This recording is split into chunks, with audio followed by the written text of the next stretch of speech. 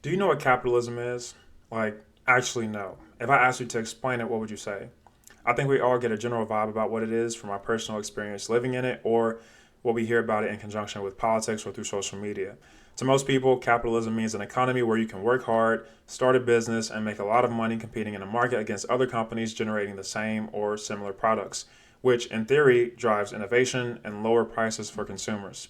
Generally, it's thought that you earn what you deserve and that success and wealth reflect a person's merit, talent, or effort.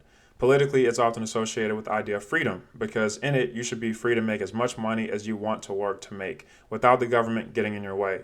Social mobility, the American dream, all that jazz. That general definition is really just a tip of the iceberg. In this video, we're diving into exactly what capitalism is and where it came from. We'll cover everything from its foundational principles to its current challenges, and most importantly, we'll look at the effects AI is poised to have on capitalism as we know it, and what all this means for you, me, and everyone because it will impact the literal rest of our lives. So, what exactly is capitalism? Think of it as an economic operating system, a specific set of rules for how we organize society. It's an economic system where the means of production are privately owned for one central purpose, generating profit. Those means of production are what economists call capital. That's all the stuff you need to produce goods and services, things like factories, machinery, and in our digital age, even software. Capitalism really rests on four main pillars. First, there's the idea of private property. This is the most important pillar. It legally guarantees individuals and corporations the right to own assets, both physical things like land and buildings, and intangible things like stocks or intellectual property. The government enforces this right, which creates a fundamental incentive for investment and risk taking. For instance, if you know you have full control over and benefit from your assets, you're far more likely to invest and engage in activity to gain more beneficial assets. The second pillar is the profit motive. This is the engine of the system, what drives everything. Economic activity is generally not organized for direct use or social tradition. It's fundamentally about the accumulation of capital, aka assets, through profitable enterprise. In other words, most companies aren't operating out of the goodness of their hearts, and most of us aren't working for the love of the game. We're working to survive and get ahead. The theory is that this relentless chase for profit automatically ensures resources flow to where they are most valued, economically speaking.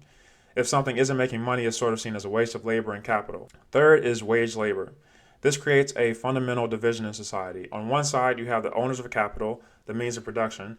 On the other side, you have those who don't own the means of production, the working class. This latter group must sell their labor power, their time, their skills, their effort, to the owners of capital in exchange for a wage just to survive. The products or services they create become the property of their employer, who then sells it for a profit. And the fourth pillar that ties it all together is market-based exchange.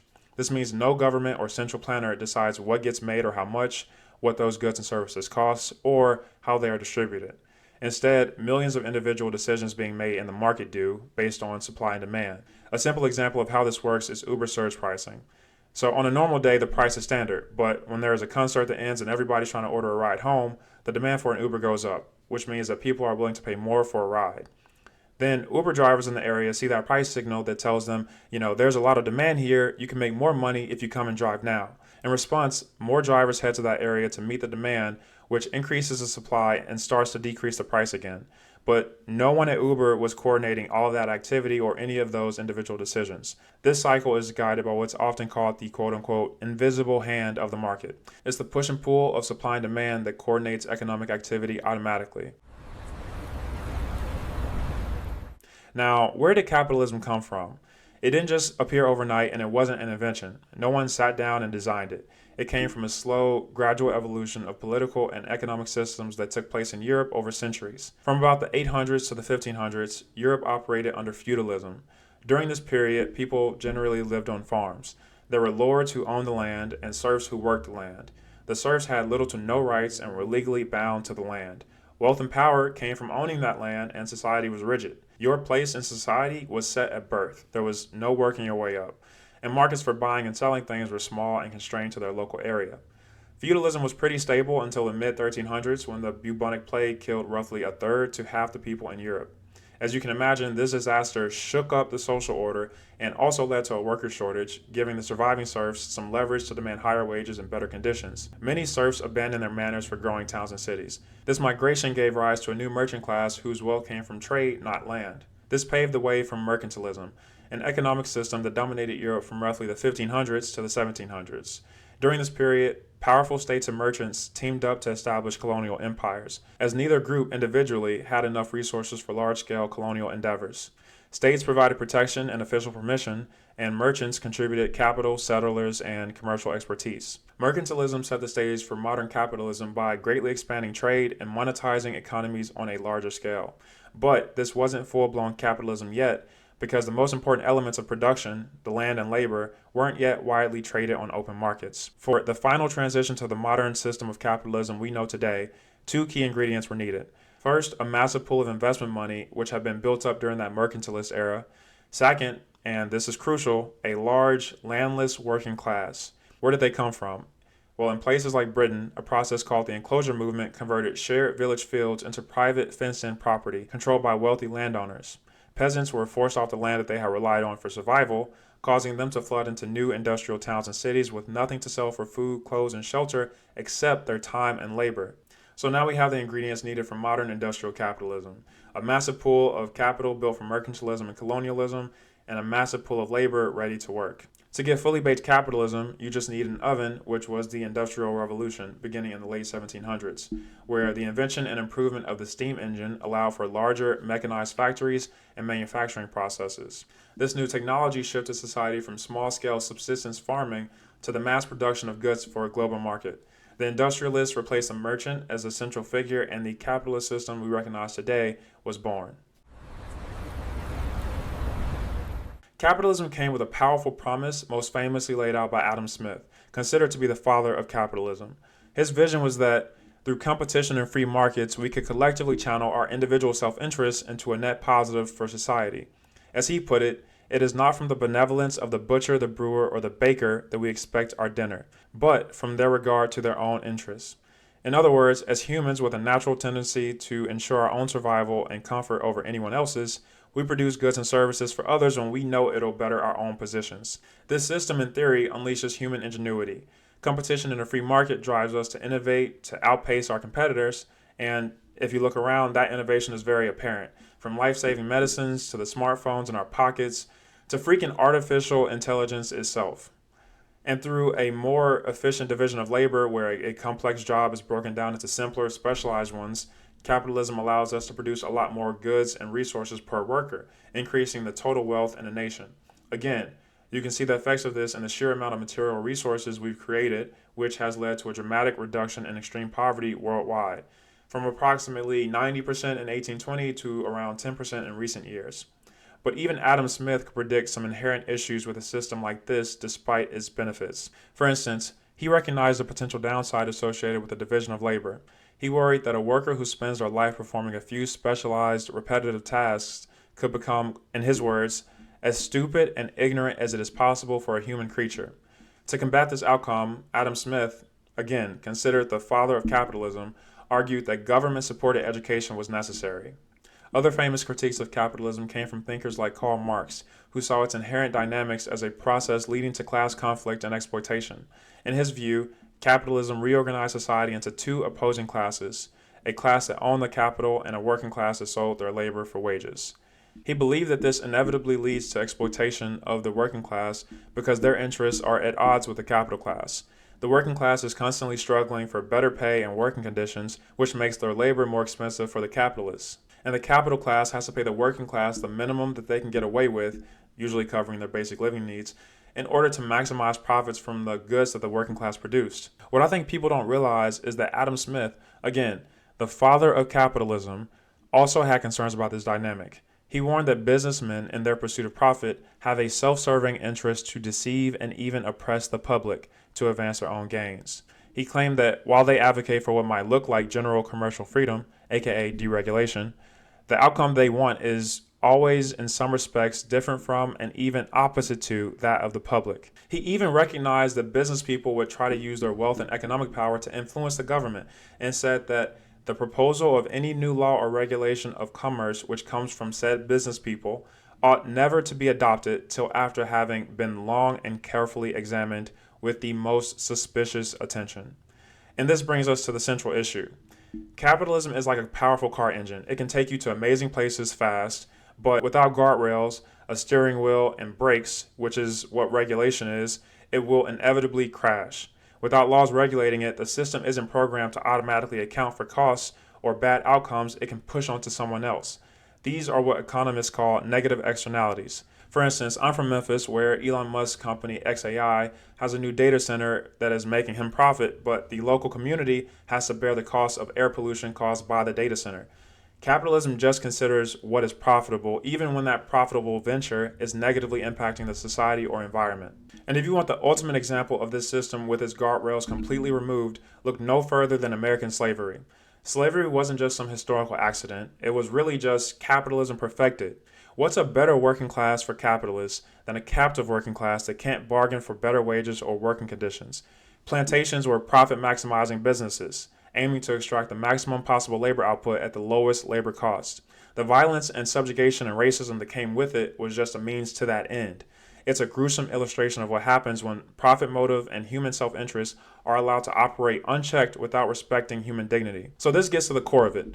That engine, that relentless drive for profit, it can be a force for good. It's what gives us incredible innovation. But that same engine has no conscience. Left on its own without any rules or guardrails, it will always find the most profitable path, even if that path means polluting a town, crashing the economy, or worse. And that is why effective regulation is so necessary. It's not about killing that engine. It's about putting up the guardrails and giving society a steering wheel so we can make sure that powerful engine is actually taking all of us somewhere we all want to go. Let's talk about how capitalism has worked for Americans in the modern era. For about 3 decades after World War II, between the 1940s and 70s, it felt like the system had found a balance. As the American economy became more productive, the amount that the average worker made rose in proportion to it. It was a period of broadly shared prosperity. But then, starting around the 1980s, the rules of American capitalism were rewritten. This was the beginning of neoliberalism. Neoliberalism is basically capitalism on steroids. It was influenced by men like Milton Friedman, who argued that the one and only one social responsibility of business is to increase its profits, creating a new economic ideology that took hold. This ideology, championed by leaders like Ronald Reagan, pushed for sweeping deregulation, massive tax cuts for corporations and the wealthy, and an aggressive anti-union stance. If you ever heard the term trickle-down economics, neoliberalism is what that was referring to. The idea was to take the reins off of capitalists, and as they seek to make profits, some of the benefits will trickle down to the rest of us in the form of more jobs and higher wages. And this is where it connects directly back to what we've been discussing in previous videos. Because who do you think pushed for these changes? The very same architects of influence we've been talking about. Wealthy donors and corporate lobbyists spent billions to get politicians to deregulate finance, cut taxes for the rich, and crush unions. Let's take a look at the data to clearly understand its effects. Here, you see how before the period of neoliberalism, worker pay rose proportionally to the overall increases in productivity. Once neoliberal policies began to take hold, productivity continued to soar, but the wage growth for most people went flat. So where did all that produced wealth go? Well, instead of trickling down to the working class, it started to get stuck at the top. You can see this in a number of trends. For instance, in 1965, the average CEO earned about 20 times what their typical worker did. By 2023, that ratio had exploded to 290 to 1. This chart shows the distribution of wealth in the US since 1989, and you can see here that the wealthiest 1% of Americans, shown in red, owned a massive 23% of the wealth in 1989, and that percentage has steadily increased to 31% today, while the bottom 90% of Americans, which, unless you're a millionaire, this means you, have gone from owning 39% of the wealth to 33% today. And in regard to the social mobility that we have wrapped up into the idea of the American dream, that is slowly fading away. This graph shows that the chances you will earn more than your parents is steadily decreasing, with the millennial generation being the first one expected to earn less than their parents on average. Now, the biggest thing I want you to take away from this data is that capitalism is not stagnant, and you should be paying attention to the changes. You should be asking yourself, what does it mean for me or even my children if these trends continue in this direction? Here's my take. Many of us in the bottom 90% overlook the systemic issues and neoliberal policies causing these trends, choosing instead to focus on trying to get rich ourselves as a means of escape. Ironically, this chase perpetuates these very trends. Instead of collaborating to understand and fix a flawed system, we get hypnotized by the hope that we'll get rich and be able to personally benefit from those same flaws. We idolize the wealthy as if them getting wealthier means that we'll be better off for it, and the data shows that that is just not the case. Nevertheless, if you are one of those hypnotized people, you better get rich quick because your window is getting smaller. I'll explain. Whatever you feel about capitalism as we know it, I want to explain how artificial intelligence will impact it, and ultimately you, because it adds a never before seen variable to the balance of capital and labor. Already, there is widespread agreement that AI will soon trigger a labor market transformation of unprecedented scale and scope. A McKinsey report projects that by 2030, 30% of current U.S. jobs could be automated, with 60% significantly altered by AI tools. Goldman Sachs predicts that up to 50% of jobs could be fully automated by 2045, driven by generative AI and robotics. We've heard about and dealt with job automation for decades now, but this time it isn't just about automating manual or routine tasks. Generative AI directly threatens cognitive, white-collar, knowledge-based professions that many people long thought were immune from automation, and companies operating within the ruthless logic of the market have an almost irresistible incentive to replace human labor with AI. Why? There are three reasons: cost reduction, productivity, and control. AI doesn't need a salary, health insurance, or a retirement plan. It can operate 24/7 without getting tired or needing a vacation, and it is a much more controllable, predictable factor of production, free of the human elements of friction, conflict, or unpredictability. AI companies themselves have an incentive to keep improving the technology so that more companies will adopt the tech. So the incentives for companies to replace workers with AI will increase as the technology becomes cheaper and more reliable. Now, one standard argument you'll hear is, don't worry, technology always creates new jobs in the end. Here's why this time might be different. Previous technological advancements automated tasks at one level, pushing humans up the skill ladder to jobs requiring more complex reasoning, creativity, and communication. But AI is the first technology in all of human history that might be able to automate those very skills at the top of the value chain. If AI can do what knowledge workers do, only faster, cheaper, and potentially better, where is the next rung on the ladder for people to climb to? Sam Altman, the head of OpenAI, has claimed that humans will always find something to do. But that logic ignores the principles of capitalism and free markets. Who are workers going to sell their labor to if most things human can do can be automated? As you can see, this could throw off the balance between capital and labor even more, empowering the capital class, the wealthiest among us, who can employ a tireless, cost-free workforce in the form of AI, while the working class becomes more reliant on the ever-present goodwill of the capital class. The trends we discussed before are likely to accelerate without intervention and thoughtful regulation of our current system, concentrating wealth at a faster rate than what we've seen with neoliberalism. This leads us to a potential endgame some are calling techno-feudalism. If AI becomes a primary engine of value creation, the immense wealth it generates will flow to the tiny elite who own and control the foundational AI models and the computing infrastructure required to run them. The rest of the population, whose labor has become economically redundant and unnecessary, could transition into a state of dependency on those new digital lords. Our economic value, our political voice, our very sense of purpose could be radically diminished. This concentration of economic power would inevitably translate into an unprecedented concentration of political power, supercharging the feedback loop we've already seen where wealth buys the influence to write the rules that then protect and expand that wealth. The very foundations of our democratic society, values like popular sovereignty, self-determination, and human dignity, are at stake. The same dynamics of feudalism where serfs had essentially no power over their circumstances for hundreds of years, while the lords had full control, that is what could likely happen if nothing changes. That being said, the future isn't technologically determined. The technology presents possibilities and pressures, but the outcome depends on the political and ethical choices we make now. Right now, as this technology is in the early stages of development and implementation, humankind is at a fork in the road.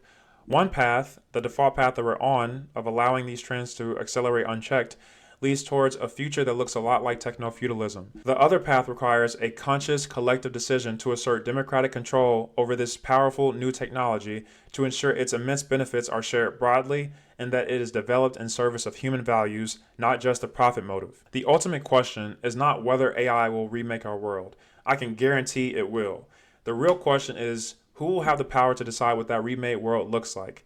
The answer to that question is, for now at least, still in our hands, but the window for making that choice is closing faster than we think. Really quick, I have to make a point. We live in a time where the average person has strong feelings on a lot of things that they don't actually know much about. But at the same time, it seems that most people would rather not learn anything more than or different from what they already know.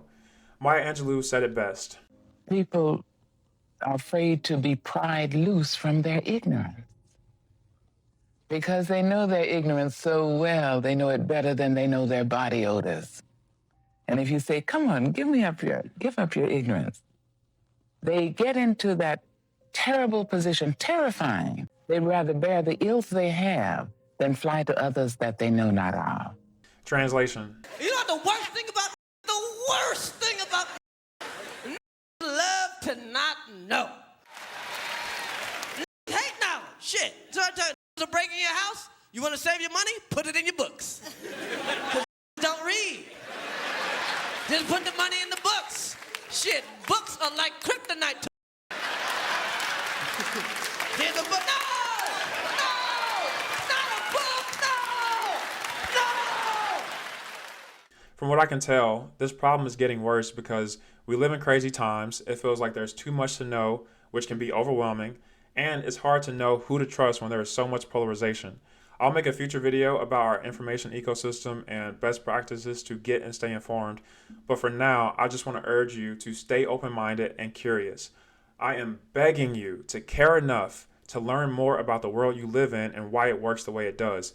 Even if you aren't keeping up with the news day to day or week to week, just question things generally, like why does housing keep getting so much more expensive while wages barely increase, or who benefits from the news keeping us so angry and divided? Search for answers and get multiple perspectives, and you'll start making more sense of things. And we need more and more people to be able to make sense of things and know what's going on as we head into this crazy future ahead.